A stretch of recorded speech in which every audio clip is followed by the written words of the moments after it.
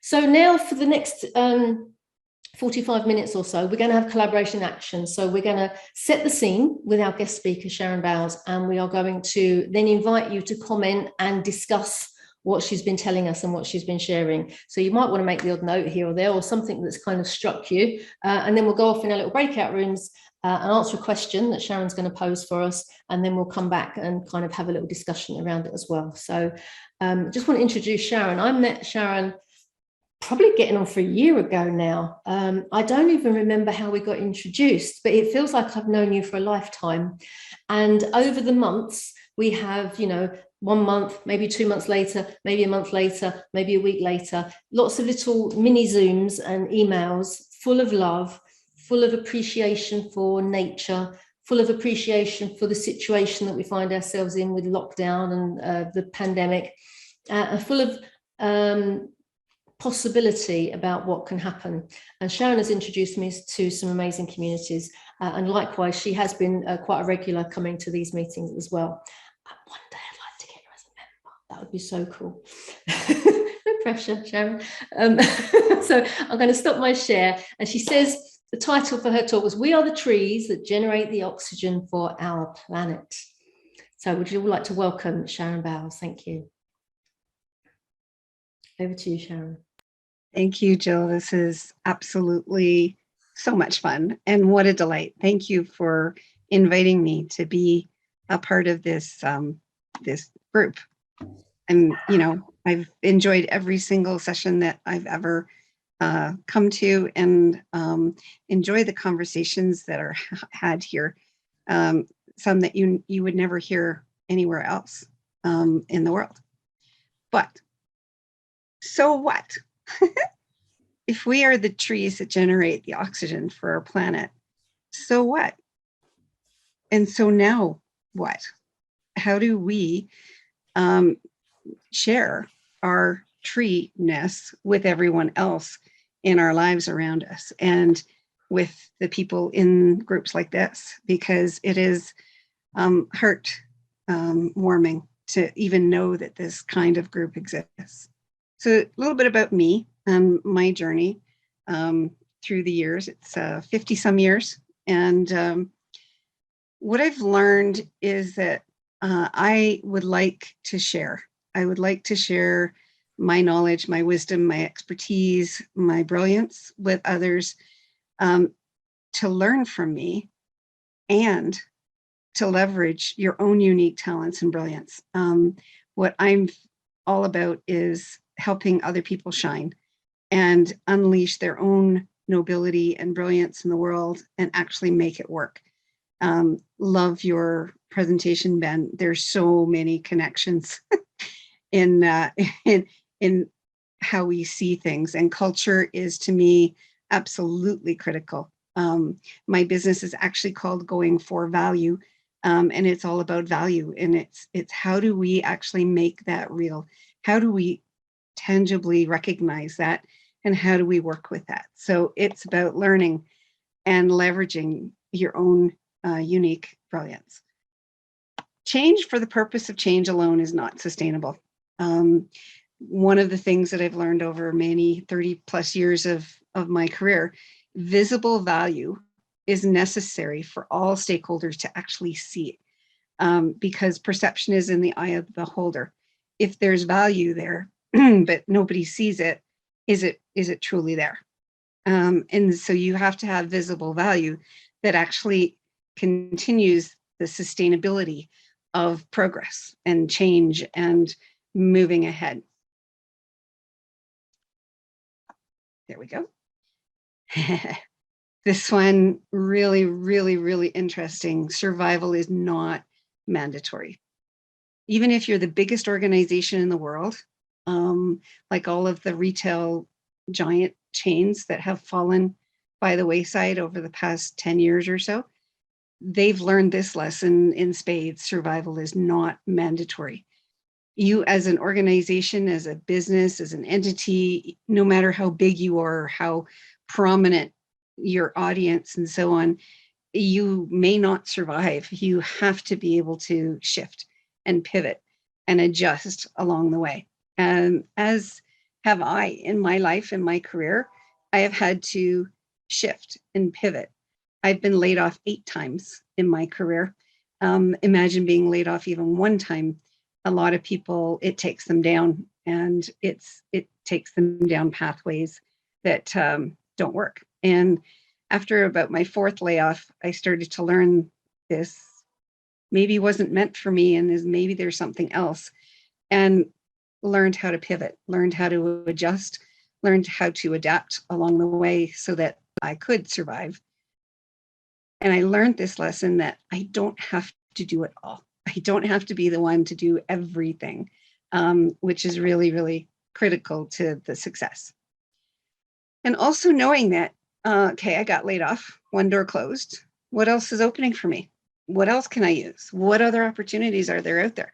Can I leverage the learning that I have from these past however many years I was with this one organization into another one?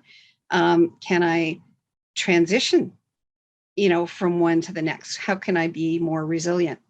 I learned this mostly from my great-grandmother, who was born in 1899 and lived through Depression, 2 world wars, all kinds of economic challenges and growth and development over the 1900s. So, think about that kind of life journey and how resilient you tend to become through all of that. So, 1 door closes, other windows will always open up. When I was young, my nickname was Shush. Shush. Be quiet. Don't shout. Don't be passionate. Don't be all of you who you are. Don't be authentic. Hide yourself. Shush. I'm like, no longer. I'm not doing that anymore. I am now a shit disturber.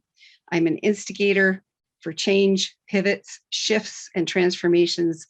And I want to see the world change globally as a result of that, and not just have joyful and fulfilling work lives, which is definitely a part of it, as you're doing, Ben. I think that that's phenomenal to have that as a vision. It's also to make it happen and to actually consciously do those shifts and transformations over time. So a lot of excitement in all of that, in actually instigating change. I was a co-author in Rise in Pursuit of Empowerment book in 2019, which became an international bestseller. Our new book, Shift, A New Era Begins, launched on November 11th and is making its way up there on the charts. It's phenomenal stories of 25 different individuals and their journeys through the pandemic, and all of those shifts and pivots and transformations that occurred as a result for ordinary individuals who have become extraordinary in different ways. Really, really interesting to be a part of that group, to be a part of a whole voice of many, many people. So where do we start? And how do we change from, that corporate competitive and push, results into value achievement, and truly value achievement in terms of being human and authentic and leading authentically and caring about the people we lead. Ben, I love your depiction of the history of that battle. It was, it's all about humanizing your people, humanizing the value that you are espousing towards. And how do you do that? And what are you actually generating when you do that? So I took the word peace because I think that that's a big center of what we're looking at when we humanize value achievement. And peace comes from being powerful. Being powerful comes from being authentic. Being powerful comes from honing in and recognizing and owning your values, your energy, your purpose in being. And it really makes you as an individual much more powerful. It also makes you and your teams more powerful when you share that authenticity and recognition of values. And engaging with others helps to actually generate where you're going with creating peace and creating peaceful environments. Being active about it, actually doing something, not just being the change you wish to see.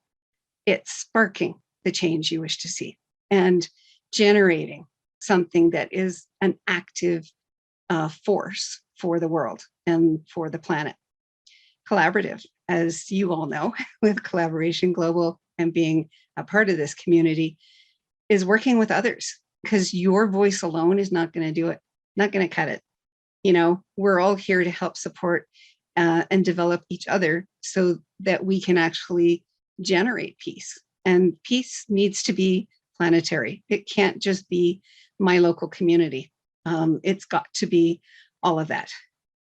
And we have to have the energy to sustain it. We have to have the energy along the way to actually make it happen. Making sure that everybody on our team, everybody in our organization, everybody in the community that we're with has energy is really key in sustaining it. So we collaborate and plan. There we go. We engage and support each other. And we make it happen for real. The how. How do we do this? This is the question. I once led a facilitated workshop with 70 different trades workers from a municipality. And I had a team of 5 consultants that I was working with to co-create this humanizing conversation. You know, and there were lots of politics involved. There were 4 different labor unions represented among the teams and so on. It was a quite complex political environment, but it was the most amazing experience that I had with these fellow consultants. And we had, it was like humming. It was like a harmony. It was a symphony. We created something that was magical. And as it just flowed, the energy flowed from one to the next discussion and conversation. It was just the most amazing thing. And afterwards, one of my fellow consultants came to me and he said, you know, Sharon, in all of my 30 years of my career, that kind of flow of energy, that kind of actual, you know, enticing and exciting kind of environment has happened to me maybe 3 times in my 30-year career. He said, I would really like to know one day how to make that happen for real and how to consciously generate that and how to have much more of those moments of magic that we can co-create with groups of people, like massive groups, like 70 people. It's a massive group of people. And we can co-create it. We can co-create it on purpose. I took that question and I have been researching that question. I've been developing answers to that question for the past 10 years. And I've, you know, been working on developing ways, means, and mechanisms to do that. One of the key elements is to have powerful, humanizing, listening conversations. These create impact. This is how you actually generate those magical moments. You listen to each other. We have 2 ears and 1 mouth. Listen in that proportion. It really changes the way things occur. If you listen with curiosity and you add to that with other dimensions and other perceptions and other opinions, then you and you're collaborative together in that, you can then explore and experiment and feel confident in that exploration and experimentation that, you know, like the kids building a tall structure with the spaghetti and marshmallow and sellotape and so on. It's to be able to be confident to explore and experiment. If you are listened to, if you are being heard, that's part of the equation to actually get you into that. being willing to voice out, being willing to be heard, to be listened to, and to share your voice. Understanding and awareness of your bias and assumptions helps free you from your cages that you're in, because we all put ourselves in cages. We all think others put us into cages, but no, we put ourselves into cages, and we make sure that we stay there quite a bit of the time. So I'm an amateur photographer, as you can see. These are photographs that I've taken in the winter wilderness of Canada. I live in the Rocky Mountains, Canadian Rocky Mountains, which has a forest of these trees around every corner in the wintertime. And I go around and I look for people. I look for people, characters in the trees, and I look to see what those characters are telling me from what their perspective is. I've also had 35 years in corporate career in toxic corporate cultures, and I've learned to identify some very specific characteristics or behaviors, mindsets that people have that are survival brain driven. So which survival brain character is in charge of you and your life and your decisions and your meaning making of what you're doing today, every day? What character is there for the person that you're talking to? Maybe they're in a very specific mode. Are you inertia or checked out? Have you checked out of life, career, and so on? Are you inertia? Are you stuck in place? Are you just surviving? And I've used these names, I've done puns on the names, so to make it fun, because talking about these can be very challenging and difficult. Or are you doing things just automaton? Are you just an automaton? Are you just, chugging away? Are you a factory line and you're just producing? Are you polyprene? Being the showcase, being the glamorous, face? Or are you saboteur? Are you sabotaging you and your team and your collaborators? Are you a victim? Or are you constantly saying, I have an idea, but knowing inside that nobody's ever listening to you and nobody wants to know your ideas anyway. So, what's going to happen there? Are you, I love this one. Are you John O'Reilly? Oh, really? We've done that before. I've seen it before. I'm cynical. Or are you Captain Simplefly? Too complicated. Just make it easy for me. Too complicated. Just make it really simple. Or are you Avalanche? You're leading a team and you look all nice and pretty and everything is going really well, and you are avalanching work down on everybody below you. You are avalanching all kinds of stuff. Or are you the political cloak and dagger player who is looking for that protection and the next challenge along the way? So just to give you an example of one of these scenarios that you can actually see in the corporate business world. Our chief executive officer has a standard approach when faced with challenging times. He brings new blood into an organization, working hard with the C-suite to ensure the investors are receiving decent returns, focused entirely on shareholder financial value. The CEO is looking to copy and paste his past history of successes into a new organization. He doesn't like to move too quickly and believes there's only one right way to operate a company, pushes back on any and all reasons to change. Mr. Checked Out is the COO in a dysfunctional C-suite team. He's marking his days to retirement after over 30 years with the company. And he's not really looking to do much more than simplify, minimal effort to keep things going. Now they were hit with COVID-19, new operating restrictions, remote working requirements. How do these two characters react when they're coming from that particular mindset? Look at another option, another scenario. We have automaton. Here's the worker. Burned out at work, stressed at home with family challenges, added homeschooling. Otto is stretched thin. He's facing the very real possibility of layoffs, and he's struggling with a team of remote workers who are all working different hours of the day, struggling to stay connected and communicate work handoffs effectively. How does he ever get the expanding amount of work landing on his desk done? He feels as if he's become a robot and operating as quickly as possible like an automaton. And then there's survivor. So Vi is just holding on with his fingernails to keep the team working while fighting off threats or layoffs from his leadership team. It seems that no one recognizes the brilliance of the team he has built, and it's threatening its destruction. He's just surviving and working on helping his team survive.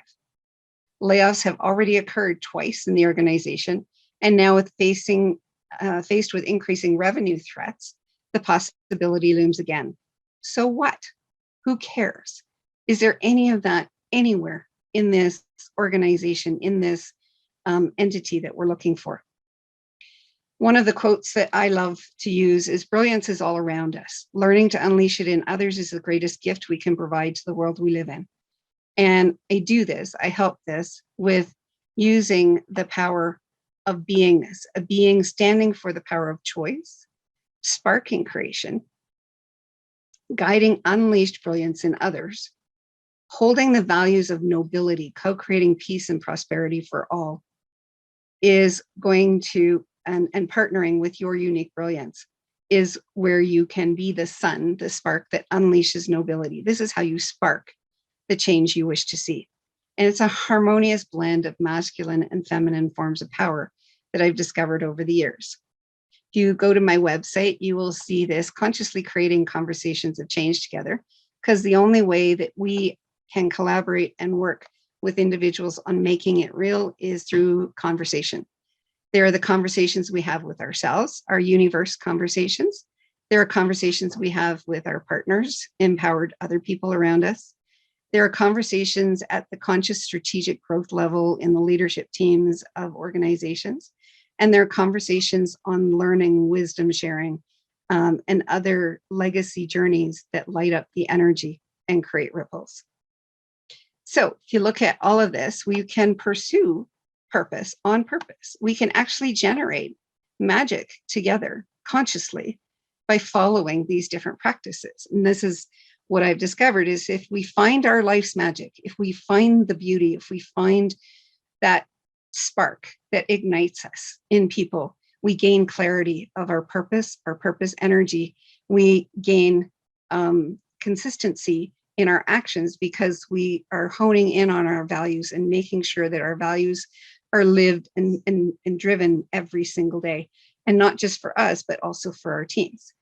When we go into the empowerment arena, we start empowering others, and we have empowering circles. And I've helped to co-create something called the Empowerment Portal as well, which helps to change from clarity into clarity of conversations and making sure that conversations are clear and connected.